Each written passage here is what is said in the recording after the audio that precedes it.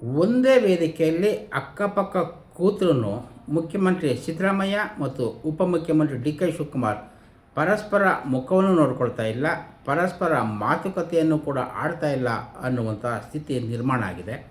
ಇದು ರಾಜ್ಯದಲ್ಲಿ ನಾಯಕತ್ವ ಬದಲಾವಣೆಯ ವಿಚಾರ ಕ್ಲೈಮ್ಯಾಕ್ಸ್ ಹಂತವನ್ನು ತಲುಪಿಕೊಂಡಿದೆ ಅನ್ನುವುದಕ್ಕೆ ಸ್ಪಷ್ಟ ಉದಾಹರಣೆಯಾಗಿದೆ. ಹೇಳಿದ ಮಾತಿನಂತೆ ಮುಖ್ಯಮಂತ್ರಿ ಸ್ಥಾನವನ್ನು ಸಿದ್ದರಾಮಯ್ಯ ಬಿಟ್ಕೊಡ್ಬೇಕು ಅನ್ನುವ ಪಟ್ಟನ್ನು ಹಿಡಿದಿರುವಂತಹ ಡಿ ಕೆ ಶಿವಕುಮಾರ್ ದೆಹಲಿ ಮಟ್ಟದಲ್ಲಿ ತನ್ನದೇ ಆದ ರಾಜಕೀಯ ದಾಳವನ್ನು ಉರುಳಿಸ್ತಾನೇ ಇದ್ದಾರೆ. ಅದಕ್ಕೆ ಪ್ರತಿತಂತ್ರವನ್ನು ಮುಖ್ಯಮಂತ್ರಿ ಸಿದ್ದರಾಮಯ್ಯ ಹೂಡ್ತಾನೆ ಇದ್ದಾರೆ.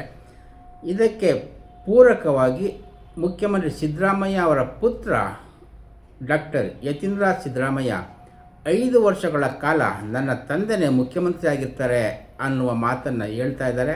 ಅದಕ್ಕೆ ಡಿ ಕೆ ಶಿವಕುಮಾರ್ ಮತ್ತು ಅವರ ಬೆಂಬಲಿಗರು ಪ್ರತಿ ಏಟನ್ನು ಕೊಡ್ತಾನೇ ಇದ್ದಾರೆ. ಈ ಎಲ್ಲ ಬೆಳವಣಿಗೆಗಳ ಹಿನ್ನೆಲೆಯಲ್ಲೇ ಈಗ ಮುಖ್ಯಮಂತ್ರಿ ಸಿದ್ದರಾಮಯ್ಯ ಅವರ ಆಪ್ತ ಬಳಗದವರು ಡಿ ಕೆ ಶಿವಕುಮಾರ್ಗೆ ದೊಡ್ಡ ಹೊಡೆತವನ್ನು ಕೊಡುವುದಕ್ಕೆ ಹೊರಟಿದ್ದಾರೆ. ಅದು ರಾಜಕೀಯವಾಗಿ ಅತ್ಯಂತ ರೋಚಕವಾದ ಘಟನೆ ಆಗ್ತಾ ಇದೆ.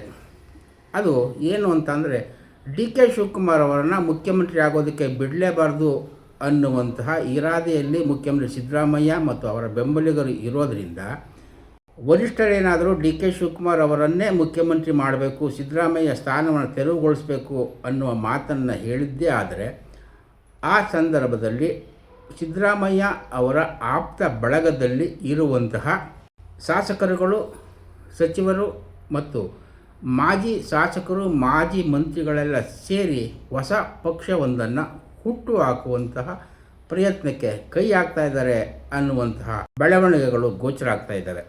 2002ರಲ್ಲಿ ದೇವೇಗೌಡ, ರಾಮಕೃಷ್ಣ ಹೆಗಡೆ ಮತ್ತು ಎಸ್ ಆರ್ ಬೊಮ್ಮಾಯಿ ಅವರ ನಡುವಿನ ವಿರಸದಿಂದಾಗಿ ಹೆಗಡೆ ಮತ್ತು ಎಸ್ ಆರ್ ಬೊಮ್ಮಾಯಿ ಅವರು ಅಖಿಲ ಭಾರತ ಪ್ರಗತಿಪರ ಜನತಾದಳ ಅನ್ನುವಂತಹ ಪಕ್ಷವನ್ನು ಹುಟ್ಟು ಹಾಕಿದರು. ABPJD ಅಂತ ಕರೆಯಲಾಗ್ತಿದ್ದ ಆ ಪಕ್ಷಕ್ಕೆ ಜಾತ್ಯತೀತ ಜನತಾದಳ ಮತ್ತು ಸಂಯುಕ್ತ ಜನತಾದಳದ ನಾಯಕರುಗಳು ಕೂಡ ಸೇರಿಕೊಂಡಿದ್ದರು. ವಿಜಯ ಮಲ್ಯ ಕೂಡ ಆ ಪಕ್ಷದ ಜೊತೆ ಗುರುತಿಸಿಕೊಂಡಿದ್ದರು. ಡಾಕ್ಟರ್ ಸುಬ್ರಹ್ಮಣ್ಯಂ ಸ್ವಾಮಿ ಅವರು ಕೂಡ ತಮ್ಮ ಜನತಾ ಪಕ್ಷವನ್ನು ಅದರಲ್ಲಿ ವಿಲೀನಗೊಳಿಸಿದರು. ಆ ABPJD ಆನಂತರದಲ್ಲಿ ಬೇರೆ ಬೇರೆ ತಿರುವುಗಳನ್ನು ತೆಗೆದುಕೊಳ್ತು. ಅದರಲ್ಲಿ ಪ್ರಮುಖವಾಗಿ 2005ರಲ್ಲಿ ಜನತಾದಳದಿಂದ ಹೊರಕ್ಕೆ ಹಾಕಲ್ಪಟ್ಟ ಆಗ ಉಪಮುಖ್ಯಮಂತ್ರಿಯಾಗಿದ್ದಂತಹ ಸಿದ್ದರಾಮಯ್ಯ ಅವರು ABPJD ಪಕ್ಷವನ್ನು ಪುನರುಜ್ಜೀವನಗೊಳಿಸುವ ಯತ್ನವನ್ನು ಮಾಡಿದರು. ಆ ಪಕ್ಷದ ವತಿಯಿಂದಲೇ ಮೈಸೂರು ಜಿಲ್ಲಾ ಪಂಚಾಯತಿನ ಚುನಾವಣೆಯನ್ನು ಎದುರಿಸಿದರು. ಆದರೆ ಅವರು ಅಂದುಕೊಂಡಂತೆ ಮೈಸೂರು ಜಿಲ್ಲಾ ಪಂಚಾಯತ್ನಲ್ಲೂ ಕೂಡ ತಕ್ಕಡಿ ಗುರುತಿನ ABPJD ಪಕ್ಷ ಉತ್ತಮ ಸಾಧನೆಯನ್ನೇನು ಮಾಡಲಿಲ್ಲ. ಅದರಿಂದಾಗಿಯೇ ಮುಂದಿನ ದಿನಗಳಲ್ಲಿ ವಿಧಾನಸಭೆ ಅಥವಾ ಲೋಕಸಭೆ ಚುನಾವಣೆಯನ್ನು ಎದುರಿಸೋದು ಕಷ್ಟ ಆಗುತ್ತೆ ಅನ್ನುವ ಲೆಕ್ಕಾಚಾರವನ್ನು ಹಾಕಿಕೊಂಡಂತಹ ಸಿದ್ದರಾಮಯ್ಯ ಅವರು ಜಾಣತನದಿಂದ ಆ ಪಕ್ಷವನ್ನು ಕಾಂಗ್ರೆಸ್ಗೆ ವಿಲೀನಗೊಳಿಸಿ ತಾನೂ ಕೂಡ ಕಾಂಗ್ರೆಸ್ಗೆ ಸೇರ್ಪಡೆ ಆಗಿಬಿಟ್ರು. ಕಾಂಗ್ರೆಸ್ ಸೇರ್ಪಡೆ ಆದ ನಂತರ ಸಿದ್ದರಾಮಯ್ಯ ಅವರು 2ನೇ ಸಲ ಮುಖ್ಯಮಂತ್ರಿ ಆಗಿರುವಂಥದ್ದು ನಮ್ಮ ಕಣ್ಮುಂದೆಯೇ ಇದೆ.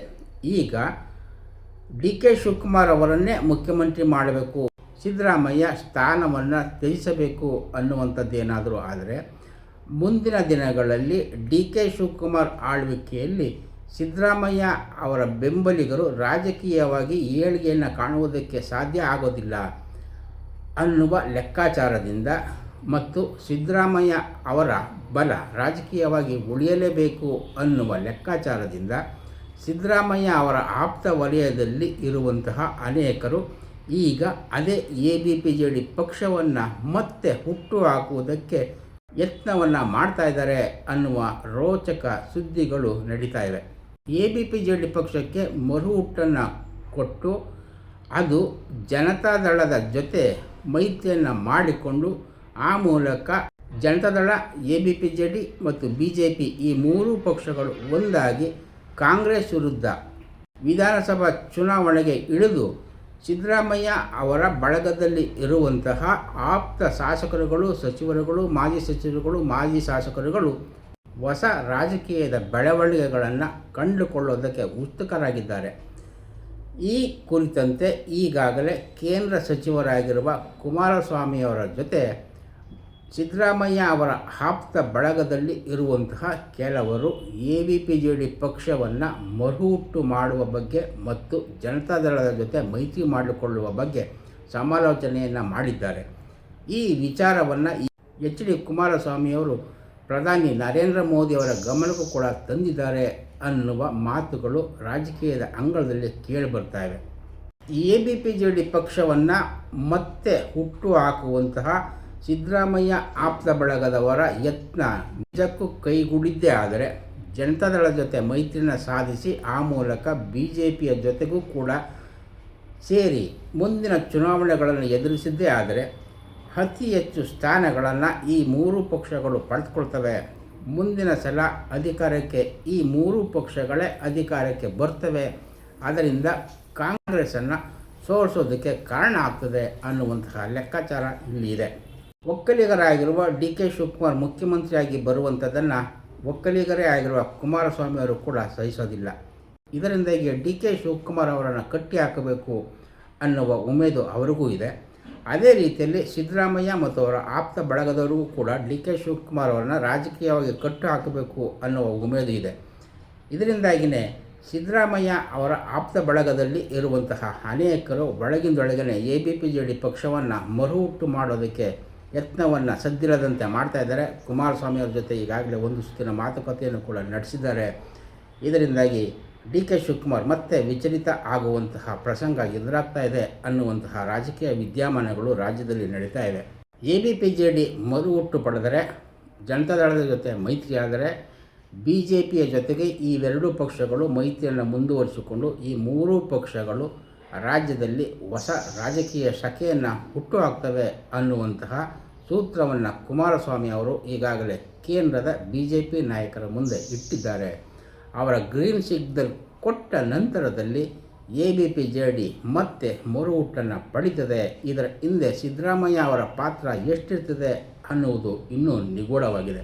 ಅಂದಾಗೆ ಈಗ ಮುಖ್ಯಮಂತ್ರಿ ಸಿದ್ದರಾಮಯ್ಯ ಅವರ ಹಣಕಾಸು ಸಲಹೆಗಾರರಾಗಿರುವ ಬಸವರಾಜ ರಾಯರೆಡ್ಡಿ ಅವರು ಕೂಡ SR ಬೊಮ್ಮಾಯಿ ಮತ್ತು ರಾಮಕೃಷ್ಣ ಹೆಗಡೆ ಹುಟ್ಟು ಹಾಕಿದಂತಹ AVPJD ಪಕ್ಷದ ಪ್ರಧಾನ ಕಾರ್ಯದರ್ಶಿಯಾಗಿ ಇದ್ದವರು. ಅಂಥವರೆಲ್ಲರೂ ಕೂಡ ಈ AVPJD ಪಕ್ಷವನ್ನು ಮತ್ತೆ ಹುಟ್ಟು ಹಾಕಿ ಹೊಸ ರಾಜಕೀಯ ಶಕೆಯನ್ನು ಆರಂಭಿಸ್ತಾರ. ಸಿದ್ದರಾಮಯ್ಯ ಅವರು ಈ ಮೂಲಕ ಅಪರೋಕ್ಷವಾಗಿ ತಮ್ಮ ರಾಜಕೀಯ ಅಸ್ತಿತ್ವವನ್ನು ತಾವು ಉಳಿಸಿಕೊಂಡು ತಮ್ಮ ಬೆಂಬಲಿಗರ ರಾಜಕೀಯ ಹಿತಾಸಕ್ತಿಯನ್ನು ಕೂಡ ಕಾಪಾಡೋದಕ್ಕೋಸ್ಕರ ಈ ರೀತಿಯ ಹೊಸ ಯೋಚನೆಯನ್ನು ಮಾಡಿದ್ದಾರೆ ಅನ್ನುವ ಗುಲ್ಲು ರಾಜಕೀಯ ವಲಯದಲ್ಲಿ ಎದ್ದಿರುವುದು ನಿಜಕ್ಕೂ ಅಚ್ಚರಿಯ ಬೆಳವಣಿಗೆಯಾಗಿದೆ. ಮುಂದಿನ ದಿನಗಳಲ್ಲಿ ನಾಯಕತ್ವ ಬದಲಾವಣೆಯ ವಿಚಾರ ಯಾವ ತಿರುವುಗಳನ್ನು ತೆಗೆದುಕೊಳ್ತದೋ ಕಾಯ್ದು ನೋಡಬೇಕು. ಅದರ ಆಧಾರದ ಮೇಲೇ ಸಿದ್ದರಾಮಯ್ಯ ಅವರ ಬಳಗದವರು ಹೊಸ ಪಕ್ಷವನ್ನು, ಅಂದರೆ ಈಗಾಗಲೇ ಇದ್ದಂತಹ ಪಕ್ಷದ ಅಸ್ತಿತ್ವವನ್ನು ಮತ್ತೆ ಮುನ್ನೆಲೆಗೆ ತಂದು ಯಾವ ರೀತಿಯ ರಾಜಕೀಯವನ್ನು ಮಾಡ್ತಾರೆ, ಕುಮಾರಸ್ವಾಮಿಯವರ ಚದುರಂಗದ ಆಟ ಇಲ್ಲಿ ಯಾವ ರೀತಿಯಲ್ಲಿ ನಡೀತದೆ ಅನ್ನುವುದನ್ನು ಕಾಯ್ದು ನೋಡಬೇಕಾಗಿದೆ ಅನ್ನುವ ಮಾತನ್ನು ಹೇಳ್ತಾ ಈ ಸಂಚಿಕೆಯನ್ನು ಮುಗಿಸ್ತೇನೆ. ನಮಸ್ಕಾರ, ಧನ್ಯವಾದ.